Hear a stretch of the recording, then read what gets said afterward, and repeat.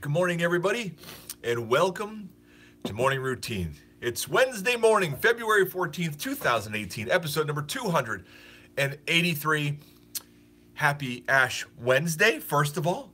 And then, of course, happy Valentine's Day. Yes, today is Valentine's Day. I hope that you have done your due diligence, and so that instead of a happy day, you don't end up with a sad day, which, there's been times in my life when I've been very good at failing on Valentine's Day. Not that I'm all that great at winning at it either, but there's definitely times. Valentine's Day is one of those days that it's really, really hard to have a neutral Valentine's Day with a significant other, because either you succeed or you fail. There's kind of no middle of the road. It's kind of touchy, you know what I mean? But I'm exaggerating a little bit there. You could be neutral, I'm sure, but you know what I'm saying. You get all nervous. You're like, what do I do? There's so much social pressure, so much other things. If you don't do anything, does that mean that you don't love them? Well, no, that's not what it means, but the perception is strange. So I don't know. But happy Valentine's Day. Don't be stressed. It's okay. So anyways, it's a good day.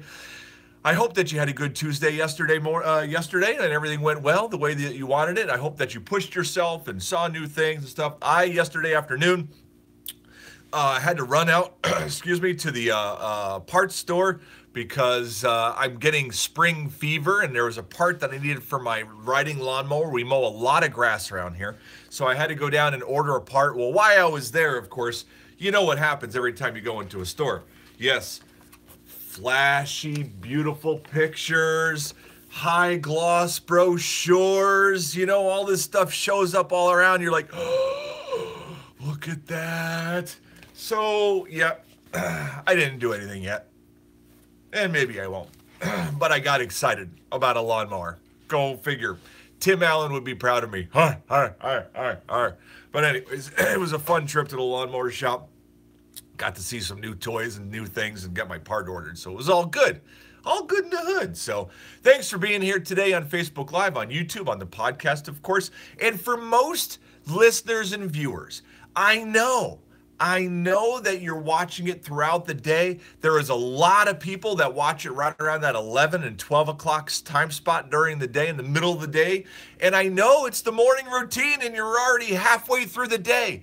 But don't forget, halfway through the day, you still have a whole rest of the day to go. So, all the stuff still applies, still learning new things, being motivated. So it's okay, So on we go, though. I do have some stories lined up for you this morning, as always. And the first one I want to read to you and tell you about is this.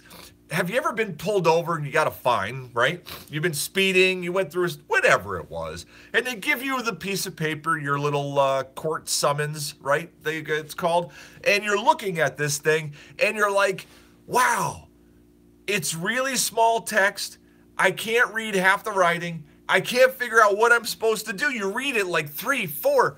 I have never seen a court summons. Not that I've ever seen a court summons, but I've never seen a court summons that I could read once and knew exactly what was going on and what I was supposed to do, right? So, out of a Fast Company magazine, they covered an article on this. Nearly 40% of people ticketed for minor infractions in New York miss their court dates, which means a warrant is issued for their arrest, including offenses like littering, biking on the sidewalk, or being in the park after dark. Arrest warrants are issued for these people because they missed their court dates. It's easy to dismiss people who miss their court dates as negligent, but the city's traditional summons is fairly inscrutable, leaving many people who might otherwise eagerly attend confused as to when and where they're supposed to appear. They're absolutely right. I've seen these things in movies. I've seen them, and I knew a friend once who got a court summons. So there's a generic title at the top of the form. The court date and time information is buried near the bottom, and there's no obvious explanation of what happens if you fail to appear. But another problem is that the court dates are often months away, so people forget. So what is the solution? They are revamping this thing. Redesigning the summons is happening. The failure to appear rate for people who received the redesigned paperwork dropped by 13% because they could actually read it and make sense of what was supposed to happen. Many of the tickets also collected cell phone numbers from the defendants, allowing the city to try to send some text interventions. Together, the new summons and text reminders caused a 36% drop in missed court dates. Good for you, New York City, looking out for the people and helping them get to their court dates for their, for being in the park after dark, because that's just a big no-no. So, anyways, about darn time. That's like the hospital robe. Things you don't like, but why not make them better? So, I don't know. Next article today has to do with one of the popular singers out there. And I got to tell you, this one, she's always in the news, right? Yeah, Taylor Swift. I know. Out of Bloomberg, how Taylor Swift is fighting back against scalpers.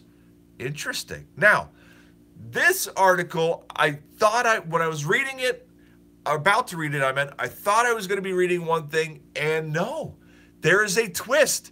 And I was like, man, this girl is brilliant. I'm not sure how I feel about this. The whole thing comes out of that the majority of concert tickets are bought up in the front end, and scalpers sell them for higher money, and so the average concert goer pays more for their ticket than they should have. But none of that money goes to the artist. It all goes to the scalpers who are making a living doing that. So what's the solution? I could think of some. This is not the one that I thought of, though. Some 30 to 40% of tickets to the world's top concerts are resold on secondary websites such as StubHub and SeatGeek. Many of those sales are by scalpers who believe people are willing to pay more than the initial price. They double and sometimes triple the ticket price. Woo! This didn't sit well with Taylor Swift.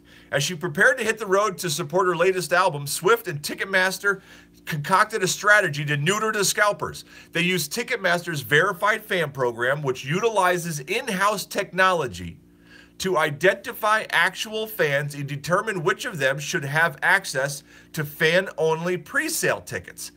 Creepy to start, okay? And based on their devotion to Swift as measured by their willingness to buy albums, sign up for their newsletter, and watch her music videos. So basically they're creeping on you to see if you have all of her stuff in your computer, otherwise you're not a fan. What? All right, that's step one.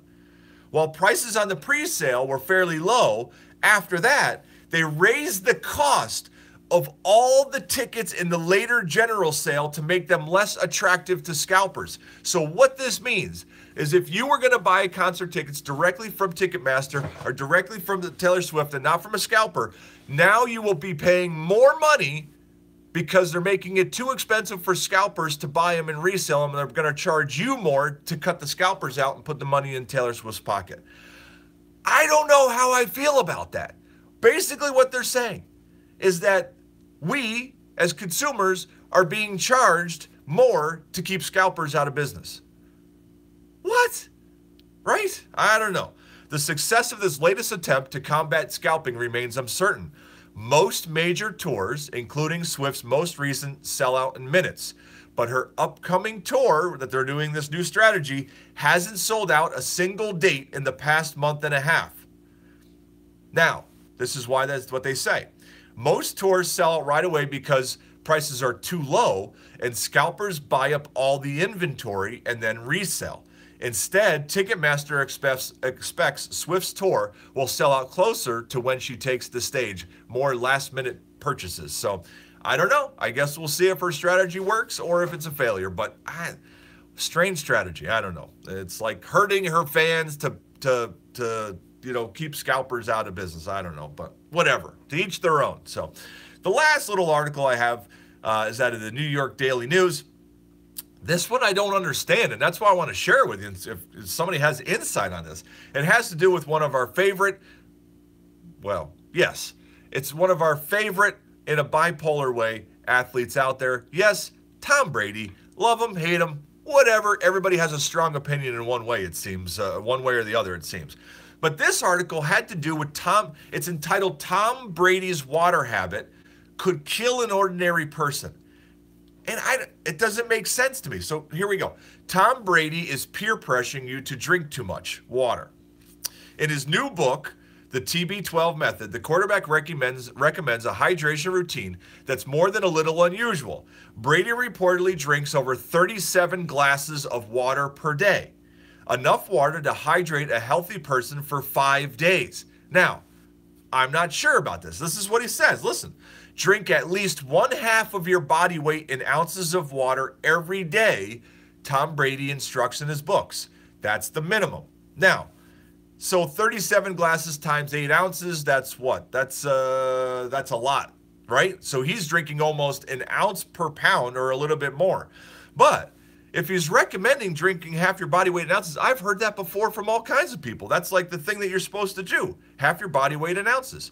Nutritionist Ariana Resnick told the Daily Meal that she would never recommend this regimen since your body can only process so much liquid. Increase your water intake by 2 to 4 glasses a day and you will be better hydrated, she says. So which one do you do? Do you drink 2 to 4 glasses of water every day? Do you drink half your body weight in ounces every day? Or would you drink 37 glasses of water every day like Tom Brady does? I guess the next question is, how much are you sweating? How physically active are you during the day as well, right? 37. What's 37 times 8? I can't do it in my head. 240, 56, that's 296 ounces. That's what it is. So almost 300 ounces of water a day is what he drinks. So I don't know. That's Tom Brady and his water, though. So there's a little story for you. On we go, guys, to our Google Trends. What is trending? The top 10 most searched things yesterday on Google. Number 1, Shaun White has won the gold in the Olympics. The man has come back. He's 31 years old. Now he is a 3-time gold medal winner. My wife and I stayed up last night watching him, waiting for his last run. Came from behind in his final run and nailed it. Very exciting. Good for him, Shaun White. Number 2, Mardi Gras 2018. Number 3, Ash Wednesday today. Number 4, Happy Valentine's Day. Yes, Happy Valentine's Day.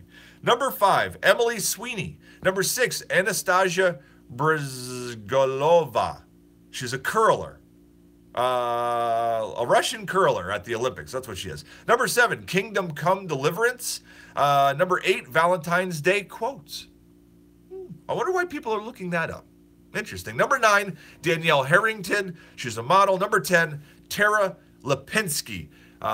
She is a broadcaster, I think, at the Olympic Games. So there you go. That's what's going on in Google Trends. Let's go see what's trending on our news and stories. Top of the list, Dan Coates. Intel chiefs warn of Russia threat to 2018 midterms. Next, we have HTC. HTC's smartphone chief and ex-CFO Xiaolin Chang resigns. After that, we have Westminster Kennel Club Dog Show. Win like Flynn, Bichon Fries earns Best in Show. After that, we have Florida House of Representatives. Dems flip seat in Florida State special election. Then we have Shaun White. Shaun White wins gold in the half-pipe 2018 Winter Olympics. Next, we have Nicholas Garafis.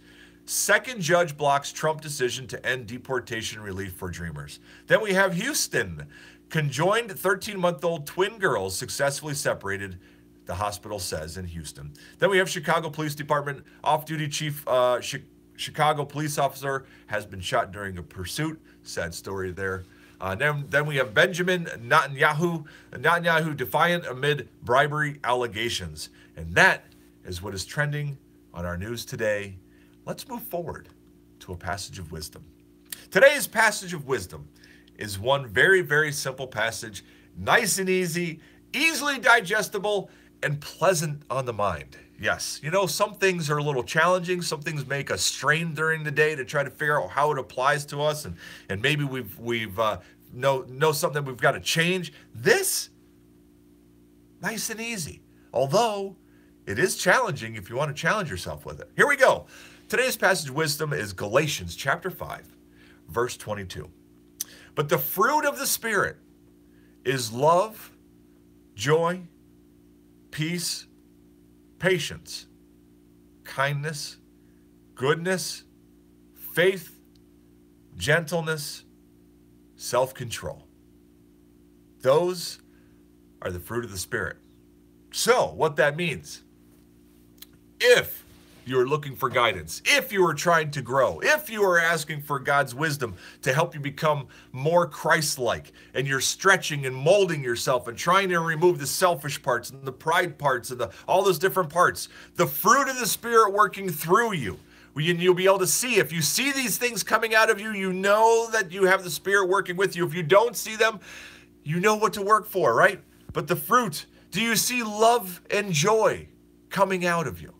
Do you have peace, patience, kindness? Do you have goodness? How's your faith doing? Do you have goodness? Do you have self-control? These are the things that the Spirit can give you when you ask for wisdom, ask for help, and molding yourself as you grow and morph. Very, very cool. I love it. Awesome. Look for those fruits, my men and peoples and ladies and children and dogs, if there's dogs watching. So everybody, although dogs, I don't think the Spirit can work through dogs. We know that. So, but anyways, let's pray, guys. Let's get this day started. Father, good morning. Father, thank you for today, this Wednesday, a special day for many. Ash Wednesday, a special day for many people who will go to the church in honor of you, and a day of Valentine's Day, a day where we honor our loved ones and take a special moment to just give them a little bit extra attention. A little sign of that love that we have. Even though we give it to them every day, today's a day that we can just make a little extra special moment. Father, we thank you for the passage of wisdom this morning and helping us recognize what the fruit of the Spirit looks like. Help us look at ourselves and see if these are the things that are coming out of us, or if we're falling short in some ways. Maybe we're kind and patient, but maybe we're not doing so well in some other parts. Help us identify the things that we're doing great in, and help us identify the things that we could use some help in. We thank you for your guidance and your wisdom. Be with us today and keep us safe as we go through our day. We love you. Amen. And that, my friends, is a magnificent wrap to, yes, this morning routine on Valentine's Day. Don't forget to like, subscribe, share. Go to the morning routine, hit up the newsletter. It'll help you out. And, of course, make sure to come back tomorrow. But until tomorrow, through this day, this Valentine's Day, don't forget that this is a great opportunity for you to be exactly who you were meant to be. I love you guys. Have a great day.